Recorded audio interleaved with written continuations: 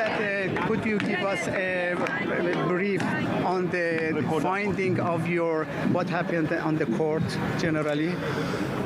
Well, as I just said, I can repeat it. This has been a long trial. این یک به اصطلاح دادگاه طولانی بوده. And as you know, Hamid Nouri claimed first that he wasn't Hamid Abbasi. و حمید نوری از ابتدا تلاش میکرد که بگه که حمید عباسی نیست. He also said that he was not present and not working in Gohardasht. و تمام تلاشش بر این بود که بگه که در به اصطلاح اصلا در گوهردشت مأمور کار نمی‌کرده، فعالیت نداشته. But we've heard, I don't know, I think I've heard about 38 plaintiffs and witnesses who've testified in this trial. ولی ما اینجا شاهد حضور 38 نفر And they all agree that number one, Hamid Nouri was Hamid Abbasi. و در وهله اول ما به این اطمینان رسیدیم که حمید نوری همون حمید عباسیه. And also that he was in Gohardasht prison. و اینکه اون در زندان گوهردشت بوده. And that he did participate in a very active way in the mass executions that took place in Gohardasht in 1988. و در آنچه که در قتل عام 1988 یا 67 در زندان گوهردشت اتفاق افتاده نقش بسیار بسیار فعالی رو داشته. It's my opinion that the court will evaluate this evidence the same way that I do and find Hamid Nouri guilty as charged. و من اطمینان دارم که دادگاه مثل من همون دیدگاهی که من دارم با توجه به مستنداتی که داره حتما حمید نوری رو به عنوان گیلتی به عنوان گناهکار و محکوم خواهد شناخت. This trial has taken 92 days. این دادگاه 92 روز طول کشیده. And that should be and that should be compared to the 2 to 5 minutes which was provided for people who were brought before the death commission. و این خیلی جالبه که ما مقایسه بکنیم وقتی که این سربداران و به هر حال میمدن زندانیان در زمان قتل عام سال 67 شاید حتی کل به اصطلاح رفت آمدشون به 5 دقیقه پیش هیئت مرگ رفتن به 5 دقیقه هم نمی‌کشید. خب کنت لوئیس به عنوان یکی از 4 وکیل حکم حبس ابد اگه برای حمید نوری بیاد فکر می‌کنید چند سال حکم باشه؟ He likes to know that as one of the 4 lawyers, what is your prediction about the sentence of the Hamid Nouri if he get? The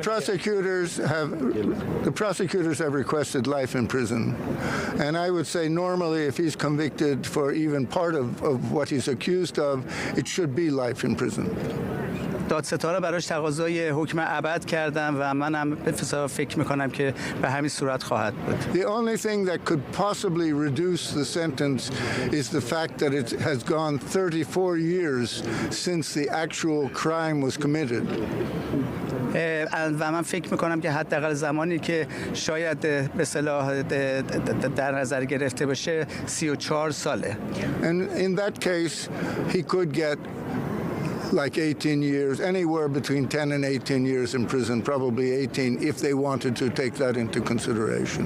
و اگه بخوان به هر حال تجدید نظر بکنن یا امکاناتی براش قائل بشن بین 18 to between 10 and 18. بین 10 سال و 18 سال حداقل در زندان خواهد ماند. But it's hard for me to imagine that. I mean, with the nature of the crimes, the number of people who were killed, and the fact that he participated also in all kinds of torture and so on, it would be a big surprise for me if he didn't get life in prison. و به نظر من اگر اون به اصطلاح حبس ابد نگیره با توجه به کلی این همه جنایتی که کرده و این همه ابعاد گسترده جنایتی که بوده و قربانیانی که بوده اگر چنین اتفاقی نیفته و حبس ابد نگیره برای من مایه تعجب خواهد بود. It's interesting also to notice that in Hamid Nouri's own personal last remarks that he said that he thanks the court because he had been given such a fair trial and good treatment.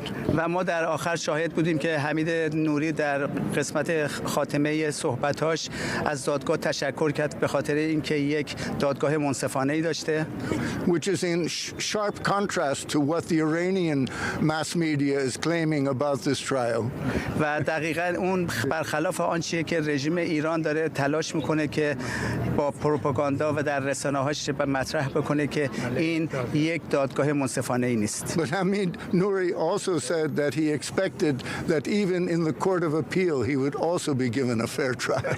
و اون مطمئن یعنی انتظار داره که حتی در مرحله تجدید نظر هم بتونه که یک به اصطلاح حکم منصفانه رسیدگی منصفانه ای داشته باشه. So apparently even Hamid Nouri shares my opinion that it's very likely that he will be convicted.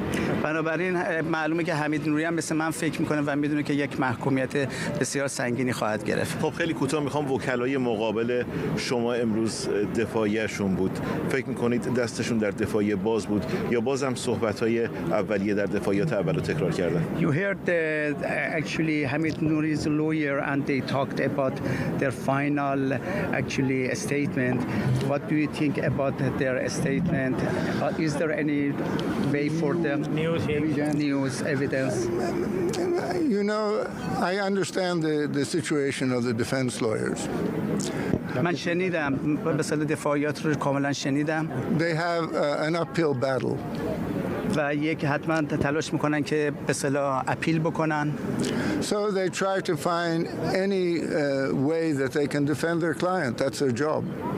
و اونا خب طبیعتا تلاش میکنن که به عنوان اینکه شغلشون اینه تمام تلاشاشون رو در رابطه با این کلاینت یا این موکلشون انجام خواهند داد. You'll notice that they spent a large part of their time looking for a legal loophole to escape jurisdiction in Sweden. و اونا خب تلاشای بسیار زیادی کردن که بلکه بتونن راههایی رو پیدا بکنن و به اصطلاح سوراخی پیدا کنن، راههای گریزی پیدا کنن که صلاحیت دادگاه‌های سوئد رو زیر علامت سوال ببرن. But it wasn't convincing. ولی به هر حال این قانع کننده نبود این اظهارات و این تلاشایی که کردن. I was forced to point out I actually was the last speaker today except for Hamid Nouri that the lawyers in fact misrepresented the evidence which I have presented for the court. و من در بسیار دو روزی که در واقع در آخرین روزی که در واقع من به عنوان آخرین امروز در واقع داشتم اینه که تلاش کردم اون مدارکی که رو من ارائه داده بودم و اونا می‌خواستن به شکلی ازش سوء استفاده بکنن و بهشون گوشزد کنن. So I think that probably they misrepresented even other things that they said, but I didn't have time to check all of their facts. و حتما اونا همین کار رو در مقابل بقیه هم خواهند کرد و ما باید کردن و ما باید حواسمون باشه به این مسئله. جرم‌های حمید نوری که اینجا مطرح شد طی 9 ماه گذشته مشارکت‌های توسط کسان دیگه‌ای هم بوده مثل ابراهیم رئیسی رئیس جمهور حال حاضر ایران. آیا اگر حمید نوری محکوم بشه تأثیری برای اونها هم خواهد داشت؟ آیا اونها در آینده در سفرهاشون به اروپا میتونن محاکمه بشن؟ حمید نوری was part of a delegation of this committee and there was someone for example such as so-called president of Iran Mr. Raisi.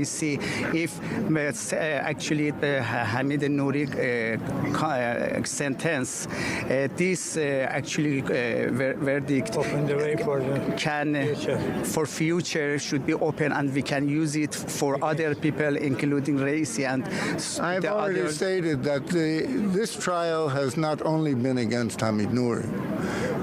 This has been an indictment of the whole Iranian regime.